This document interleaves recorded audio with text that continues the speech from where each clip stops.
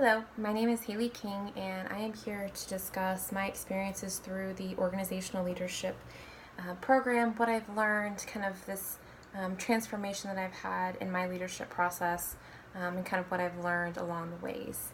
So, I guess first let me start out and describe who I was at the beginning of the program. So, I quickly, at a young age, got into a leadership role. I worked at a company that spent a lot of time and resources investing into their leaders, and I thought that I didn't have anything else to learn. I thought that this program was going to be easy, and I think I really underestimated how much I had to learn. So, before I would describe myself more as a transactional leader, where I think a lot of ways I managed my employees the way that I wanted to be managed. And I think that when you look at the transactional leadership model, it is very much based off of, here's the process, here's what we need to do. I'm going to reward you when you achieve it, and if you don't achieve it, there's going to be punishments. And I realized quickly that it wasn't working, and I didn't understand why. And through the program, I think I've been able to discover kind of where I failed at along the ways. One of the first classes, so issues in organizational leadership, I think is where we first started to clarify what this difference was between manager and a leader. So a manager is really focuses on the functions of the organization. It's all about planning and controlling, problem solving, and I think that's kind of where I used to be, is in that kind of management role. On the other hand, leadership is more of an inspirational process where, yes, you need to still have some of those functional responsibilities, but it's looking at kind of how to inspire, how to get your leaders to buy into your vision, and transform kind of the ways that we operate businesses and interact with each other today. I think they take more consideration into kind of the full scope of the business practices. They're looking at the environment. They're really focusing on the relationship with their employees. And so this is kind of, I think, a great way to start the program, is starting to kind of peel back the layers of this whole leadership process. In addition, we looked at the concept of globalization, and I think with technological advances, it makes the leadership process even more difficult, because now with globalization, we have to really consider the views and the norms of people outside of our typical interactions. I think leaders need to be more adaptable, and they really need to take careful consideration into their own biases. Sometimes we don't even realize that they exist, but they can have really devastational impacts to the involvement with your followers, to the involvement with leaders maybe in another country, or customers in another country. So I think it was really good. I think just with the trends that businesses are going and going global, that we spent some time really understanding how to interact and how to take these careful considerations. At the end of this class, I think one of my favorite final projects was this personal development plan. And this is actually where I first started to realize kind of where I'd been failing at in my leadership process through this personal development plan. And throughout, at the very end, I realized that where I was lacking is in that relationship aspect of things. So I developed kind of a plan on how can I start to work on creating these meaningful relationships with my employees, and how that will transform to this whole leadership effectiveness concept. Next, we in data-driven decision making was a really interesting class. So I think that throughout this whole program, there's been a lot of focus on some of these leadership soft skills, And with the data-driven decision-making class, we started to kind of look at this other aspect of how to gauge effectiveness by using data. And I think data is great because it's extremely useful because it is neutral. It takes out all the emotions, and it gives you kind of an objective way to examine problems and develop plans, create action plans, and it just helps, I think, leaders to remain a little bit more unbiased. It's a quantitative way to examine your own effectiveness through numbers. And I think that we just have to be careful to not have too much reliance on data because we are still dealing with humans, and we want to make sure that we're not reducing humans to just a number on a piece of paper and just, drive numbers and look at metrics. So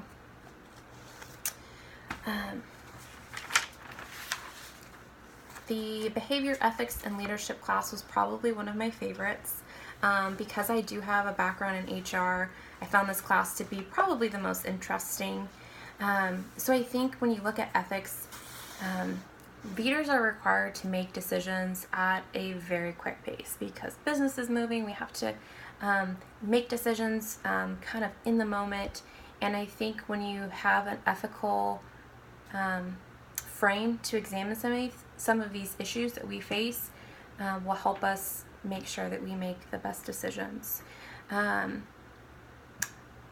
I thought that it was interesting because we know ethics. We have that word in our vocabulary, and we kind of have this sense of something's right, something's wrong, but it's really more than that. Ethics is not based off of feelings or religion or a law or even our own cultural norms, because it changes. And I think by making decisions and looking at things through an ethical frame, it does require a lot of critical thinking, because we need to look at who's involved in this situation, who is this going to impact, get the facts of the situation so that we are not just relying on these kind of instincts in our stomach, and then evaluate the options. So after you have all that information, you can kind of go through this and say, I could do this and this and this. If I do this, this person is impacted. This could be the consequence.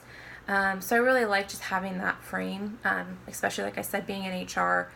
I think it'll come in handy throughout my career. Next, motivation. I think that really throughout all of these classes, motivation is kind of a cornerstone of leadership effectiveness. It's how are we able to get our followers to make some changes and achieve business results. And I think each follower needs kind of an individualistic approach. So figuring out kind of how they're motivated, what makes them tick, I think will allow you to tailor your leadership style to how they are wanting to be motivated or recognized. And the last thing I'll just quickly note, just because I feel like we talked about power in pretty much all of our classes. I think it was kind of a underlying objective, and I think power, you kind of initially think that it has a negative connotation, especially in light of just kind of where our society is at right now. But power is not inherently wrong. We have to use power, again, to motivate our followers and to make changes. But I think understanding the different ways that you can use power and how, positional powers are a little bit more susceptible to corruption, and instead using, your expert power to influence change is definitely a more effective way to go about it. In our leadership theory, this was a very interesting class because I had no knowledge of leadership theory. I think it was interesting learning about the evolution of the leadership process and how it has changed from this kind of innate endowment of leadership and how it has evolved into a process that can be learned and it can be developed. And I thought that was really interesting when you were able to see, kind of in a relatively short amount of time, of how much it has evolved into this, trait-based leadership theory, into transformational leadership that we see more today. And what we do know and we can see is the way that we lead is not stagnant. It changes based off of, economic changes and the way, our civilization is changing, different needs of our employees. So I'm anxious to see how it continues to evolve throughout my career. I think throughout learning about all of the different leadership theories, and they all kind of have their own interesting aspects to it, I think that I definitely identified and aligned most with the situational leadership theory. And I think the reason for it is because it requires that leaders are adaptable to the different dynamics of the situation, to the different dynamics of their employees, and it offers an individualistic approach to how you deal with your employees. Again, I think that's something that I lacked in the past, is this is how I'm going to behave and lead every single one of my employees, and not every employee is the same.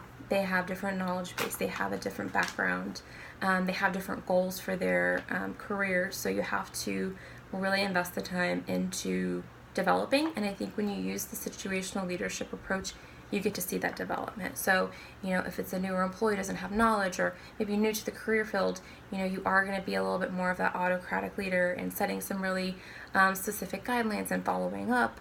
And then as they learn, as they develop, as they mature, you get to kind of step back and watch. And I think that's probably one of the most rewarding things in leadership, is getting to see that. So I think that's why I probably identified the most with that leadership style. And leading change. So I think change management is kind of a hot topic right now. I think we're seeing a lot with businesses that the longevity of businesses require this kind of adaptable nature. Again, based off of how people shop, how people, the needs of the customers, the needs of our employees. And so change management is kind of a very important thing right now, I think, in business. And I like this class because you get to consider all of the different aspects and how to do it. It's not just, I want to change this process, or I want to change this behavior. It's taking a step back and looking at things methodically and considering, okay, who is involved? How are they going to be impacted? What steps do I need to take? How can I, use data to make a well-informed decision? How am I going to monitor this and change it? And so I love that I was able to use a real-life situation in my own organization and see, okay, this is how I would do it, and how you do it the correct way and not just an overnight type of process. And finally, in Capstone 1 and 2, I feel like is kind of where we put it all together. So we evaluated this kind of linear progression from this, trait-based leadership style into, we know that, these are some key important traits into leadership, but we realized that there were too many. So we looked at a behavioral approach because we know that behaviors are a little bit more reliable, that behaviors can be learned, and then looked at kind of real life situations on leaders and seeing how they interact, what their own ideals are in the leadership process. And what we learned is that leadership can definitely be cultivated. So it was kind of just a deeper dive into all aspects of the program. So now, who am I? Obviously, I'm not the same person. I think one of the biggest differences, and I think through this program, I've really tried to hone in and practice some of the things that I'm learning. And I know that it's working because I actually recently, the owners pulled me into their office and they said, hey, something's changed. Like you're different. The way that you interact with people is different. It's better. And so I just told him, I think that it has a lot to do with my program and what I'm learning. So I think that was really cool. But I am working on, I think overall I worked on cultivating my emotional intelligence, and not just to make quick decisions, but really take careful consideration into all aspects of things, slower to react. And I would say next in my process, when I was meeting with the different people in the interviews for Capstone 1 and 2, something that stuck with me is one of the leaders just said that, this leadership process it never ends. Like, you have to make sure that you are continually developing yourself, and that is achieved through, reading, having mentors. I think one of the goals that I'm setting for myself is to have a reflective process each month to see kind of where I am and what situations have I come into and how did I react, and kind of the good, bad, and ugly, and develop plans. And I think that's achieved through setting goals. I think I'm going to work on getting a mentor, someone in my field that is in a higher position that I can bounce ideas off and I can get feedback, because we all obviously have our own different perspectives. So I think that's important. Reading, I want to make sure that I continue to kind of read on some of these things that we've learned about, or read about, issues in the workplace relevant to my field. And then overall just professional development through these skills. And I know what mine are specifically in my field, but it's not just about a skill or a certification, but it's also just about, attending conferences, whether it's just with your field or maybe a new field. But so those are some of the things that I'm going to work on. But overall, I think this has been a very enlightening experience. I've realized that there was so much that I didn't know, and I think that in this kind of short amount of time, I've seen how impactful this program has been to me and my career. So thank you.